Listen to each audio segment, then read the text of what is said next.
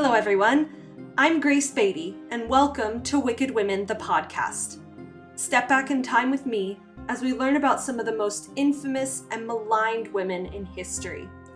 Speaking with leading experts, I will discuss these women's backstories and the circumstances that gave them the title of Wicked. In this season of Wicked Women, I will be focusing on some well-known and some lesser-known women in history who have acquired an unsavory reputation. In the end, this podcast does not look to excuse or dispute the wrongs committed by some of these women, but it is also not looking to completely villainize them. Instead, I hope this can be a conversation starter on the complicated legacies prescribed to women in history.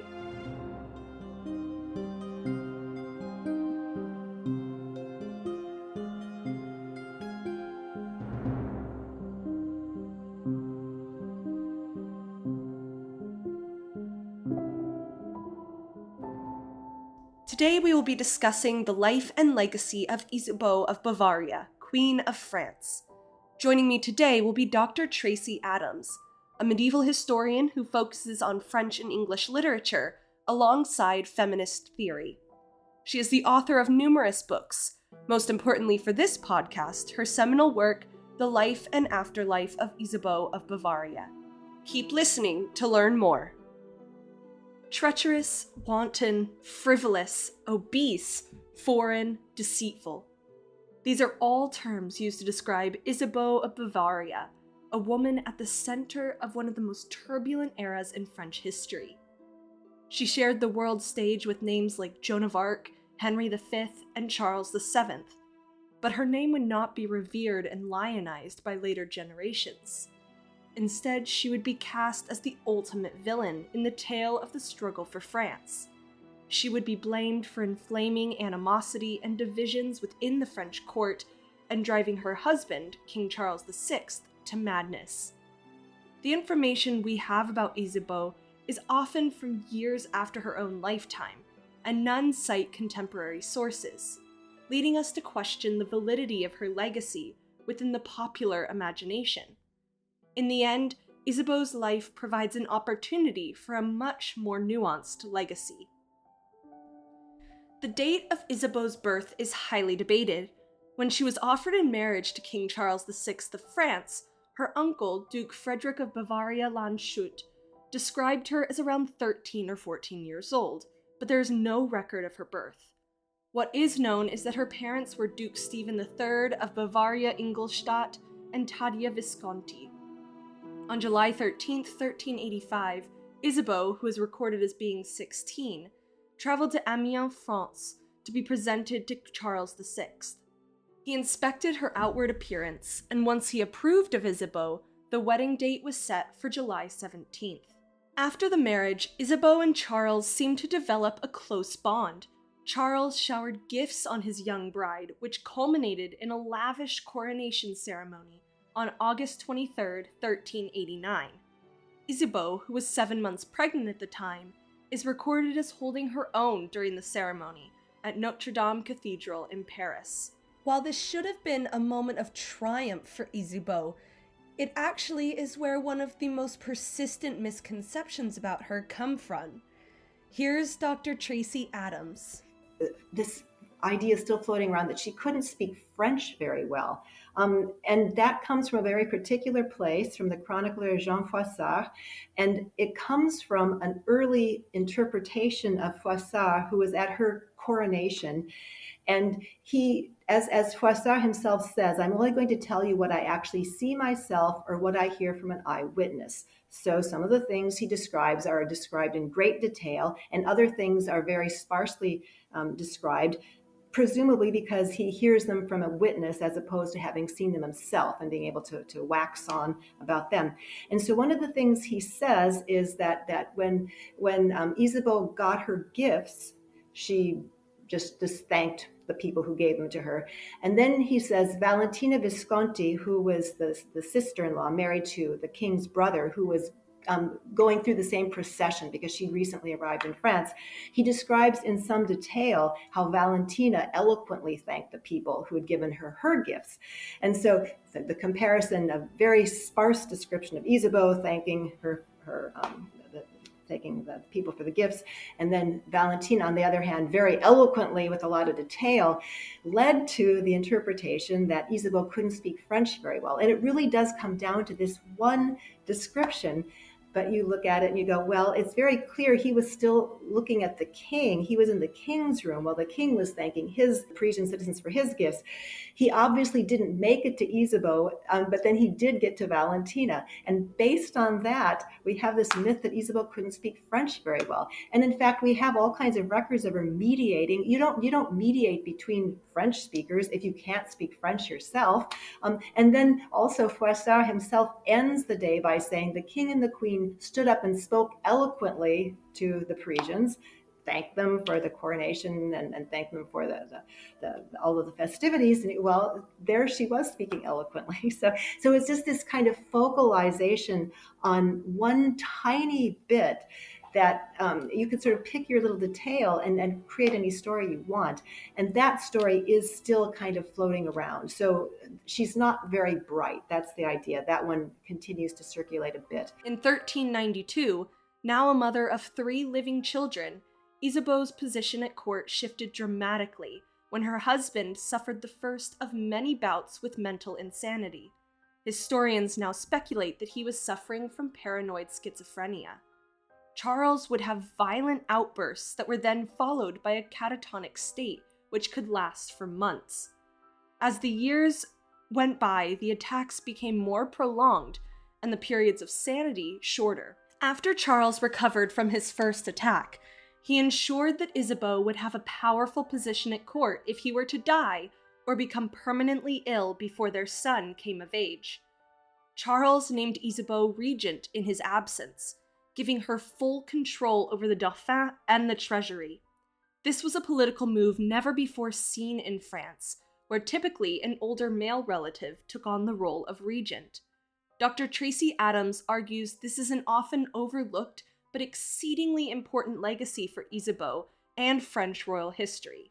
Tracy states, as far as I'm concerned, she's the first female regent in the sense that Charles VI wrote an ordinance that said, if I die leaving a minor son, then the son will inherit the throne immediately. You know, if he's 6 or 10, whatever, he doesn't have to be an adult. He will immediately inherit the throne. And this made the mother very important, because if you don't have a regent, say another man, ruling, then the mother is going to be the central figure. And so people debate over what that means, that Charles decided to not appoint a regent, deliberately not appoint a regent, because he had earlier in 1393, he made his brother the regent in the case of his death. And I should also say that the ordinances are always just about Charles and his death, but everyone understood them to mean when he is mad, when he's insane and can't rule. So people then sort of applied those same structures when he was out of commission, which was quite a lot of the time. And you also have to imagine that when he came back to his senses, that he wasn't really working very well. I mean, you can't be insane for long periods of time and then suddenly wake up and be completely yourself. So he was not fine for most of his reign. Isabeau, I think, then is so important because she's the first queen regent who actually rules through her son or on behalf of her son, that kind of fiction of the minor king ruling, and she's kind of behind the scenes. And then that is the pattern that gets passed down. So you see that with Anne of France, who is a sort of governess, but actually a ruler of France for her brother Charles VIII. And then you see it with Catherine de Medicis, and you see it with Anne of Austria. So it becomes the pattern for regency. It starts with Isabeau. King Charles VI's illness could not have come at a more turbulent time. France was locked in a bitter struggle with England's King Henry IV, and then his successor, King Henry V, each vying for control of the French throne. With the French king seemingly incapacitated by a mysterious illness, the English became bolder in their attempt to control France. With attacks from without, there was also political strife within France. Isabeau, highly trusted by her husband, often took on an active role in maintaining control within the country. One of Isabeau's more permanent acts as regent was attempting to broker peace between the king's brother Louis Duc d'Orléans and John the Fearless, Duc de Bourgogne. each of whom was vying for control of the king and of France. Her attempts would be thwarted when in 1407, Louis was assassinated by the Burgundian faction, plunging the country into a civil war that would last until 1435. Mixed in with the power struggle at court and her husband's bouts with mental illness is one of the more depraved rumors about Isabeau's life. The story goes that while her husband was suffering from insanity, Isabeau began an affair with her brother-in-law, Louis. In a similar fashion to many of the women featured on this podcast, the rumor of infidelity and/or incest has clung to Isabeau through the centuries. However, Tracy argues that these rumors did not begin until after her death and provide questionable facts when looked at in more detail. There's nothing from her lifetime that indicates that there were rumors. And we can date the first trace of a rumor to a period just after her death when the English were occupying France. And at that point, you get a couple of sources saying that the English king, although the king wasn't old enough really to be speaking, but they always blame the rumor on the English king. So the English came and said about Isabeau that her son, Charles VII, was illegitimate. And then that got turned into the rumor of the affair with Louis of Orleans. It comes primarily from 19th century historians. The professionalization of history as a discipline took place throughout the 19th century. And so historians became very interested in course in reading primary sources. So we owe so much to these historians because they dug out the primary sources and they edited so many of them. But they read them from a very different perspective from the one that you would choose today. So they read these sources from 19th century male perspectives. And so you can imagine the way things get interpreted. They come into the 20th, 21st century, and we still read them because they're sort of seminal works, these large, these weighty histories filled with edited primary sources. But you've got to be careful because once again, if you don't go chasing down your own primary sources, you believe what you're told and run into these problems. And so that's really where it comes from. So I don't want to complain about them because they're working as people did in their day. I mean, they're people who come out of a particular culture, and we owe so much to them for having found the sources. But they read them from a very particular perspective. And in Isabeau's case, it's not only this sort of misogynistic idea of women as flighty and incapable of rule. It's also that she was German, and so you can imagine that especially after 1870, the French did not have a lot of nice things to say about Germans. They never did, in fact. I mean, because with Isabeau, you can actually go back to the first really vicious discussion of her as a German woman comes from Louise de Carvalho, so late 18th century, a historian writing during the time of the French Revolution. And so you can imagine that revolutionaries would not think very highly, first of all, of the royalty, but then as a German person, she compares her to Marie Antoinette and has nothing good to say. And so that all comes into the 19th century, then that goes into the 20th century and into the 21st century. And you still have people reading this stuff from the 19th century and citing them as sources, which in many cases is fine, but you've really got to be careful with what you've got there. During most of the civil unrest, Charles VI remained incoherent, leaving Isabeau in charge of the government's response. She raised troops, brokered alliances, and watched in horror as King Henry V of England took advantage of the deteriorating state of France and crushed the French forces at the Battle of Agincourt in 1415. Isabeau has often been blamed for the dissolution of peace and autonomous control within France. 16th century historian Duelin stated the fantasies, passions, and feminine humors governing thus in the realm, she brought it to the brink of ruin.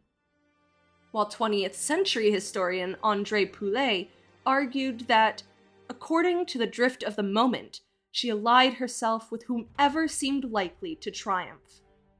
But as Tracy points out, it's hard to work within a feud, right? Because it's not that easy. As we kind of know, right? Whatever your political leaning in the U.S. today is, I think we all appreciate how impossible it is to get people to work together if they're on opposite sides. So she's in that situation. The only difference is that her parties are armed. I mean, so these are armies that are. So I would say that a myth still persists that she wasn't a very effective governor without taking into account what it means to be stuck in the middle of a feud. In a cruel twist of fate, a couple months after the disastrous defeat at the Battle of Agincourt, Isabeau's son and the French heir, Dauphin Louis, died suddenly after a short illness. Isabeau's fourth son, John of Touraine, became heir, but he would die 2 years later in 1417. Leaving Isabeau's last son, Charles, as heir. In the initial years following the Dauphin Charles being named heir, the strife within France intensified. The Dauphin Charles, during an altercation, murdered the leader of the Burgundian faction at court, John the Fearless. In a moment of lucidity, King Charles VI disinherited his only remaining son as his heir. Following his son's disinheritance in 1419, King Charles VI signed the Treaty of Troyes, acknowledging King Henry V of England as his heir. In addition, he arranged a marriage between Henry V and his daughter, Catherine of Valois, the ancestor of another wicked woman featured on this podcast, Mary I. The disinheritance of Isabeau and Charles' son was seen as a humiliating defeat by the French people. Charles VI was unable to attend the signing of the treaty himself, so Isabeau took his place at the proceeding. This allowed her to become the physical symbol of defeat, and the blame for the Treaty of Troyes was laid firmly at her feet.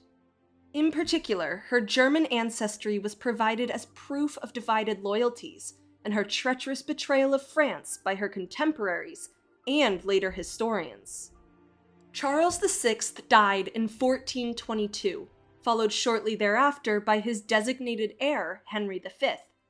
Isabeau's daughter was now in a powerful position as the mother to the new King of England and France, Henry VI, husband of another woman on this podcast, Margaret of Anjou. It is during this period that many of the negative rumors about Isabeau began, especially in regards to her son's legitimacy. In an attempt to claim what he viewed as his rightful inheritance, Isabeau's son Charles launched an assault on English forces, which would last until his ultimate crowning in 1429 at Rheims Cathedral. This battle for the French crown introduced another formidable woman in history, but one whose legacy is completely opposite from Isabeau's, Joan of Arc. After her son's coronation as King Charles VII of France, Isabeau retired from court life, and she died in Paris on September 24, 1435. Isabeau would not fade into obscurity after her death, and as Tracy writes in her book, The Life and Afterlife of Isabeau of Bavaria, unlucky in life, she was even unluckier in death, victim of a concatenation of misunderstandings that over time crystallized into a dark mythology. Much of the writing on Isabeau's life that we have today were published years after her death. In addition, Tracy argues that many of the primary sources later historians cite do not exist or have been misinterpreted through the centuries. One of these primary sources comes from another iconic contemporary of Isabeau, Christine de Pizan. In many scholarly interpretations of Christine's work, it is argued that Christine disapproved of Isabeau and her lifestyle. Tracy, meanwhile, sees less of that at play, and in most cases sees a need to compare and contrast two women from the same era.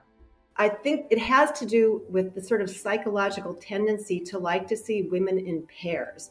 So we have Christine, the moralizing feminist, who looks at this sort of frivolous woman who, according to the old legend, was having an affair with the king's brother.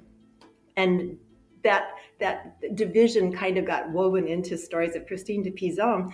And I came along and saw that. And when you read this stuff, you don't really think too critically about it if that's not your focus. So I was focused on Christine's work, and I kind of just accepted that without looking any further, because you honestly just don't have time to hunt down every rumor that you come across when you're researching one character. And after a while, I started thinking, but all of the criticisms that you see in the scholarship about Isabeau of Bavaria are these classic things that you say about women that you find in misogynistic literature. She's having an affair with the king's brother. She's obese. She's frivolous. She spends all the king's money on jewels and doesn't pay attention to her own children. Says like one thing after another that sounds just like traditional misogynistic cant. And so I just was curious about that and started looking at it for a conference. And so I started actually looking at the primary sources, and you go, but there is nothing in the primary sources about an affair with Louis of Orleans. There isn't even anything about a rumor of an affair with Louis of Orleans, because you'd expect at least to find that. You'd think in the chronicles, you're going to find the chronicles going, oh, she was a terrible woman, flighty and having an affair and that kind of thing. But you don't even find that. And so you started looking at a little further afield and realized that there were a couple of German scholars who years ago, back like 1960s and even further back than that, who had read all of the French stuff and gone, this stuff isn't true, and exonerated her. But French scholars don't very often read the German scholarship.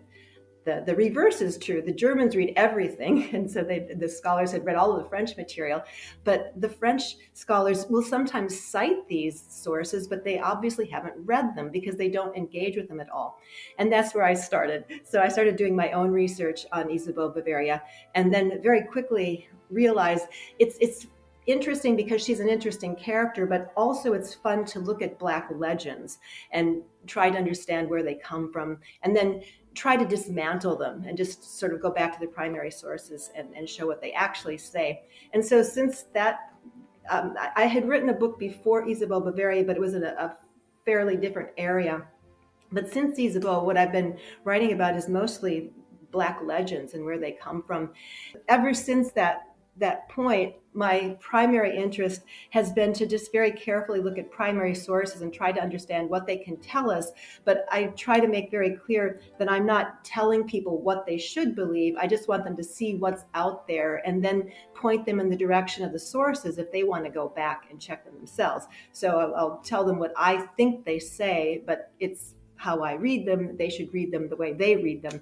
And the thing that I have been most interested in engaging with are the secondary sources that don't tell you where they got their information. And so they let you think that they found this stuff in the primary sources when there's nothing about it.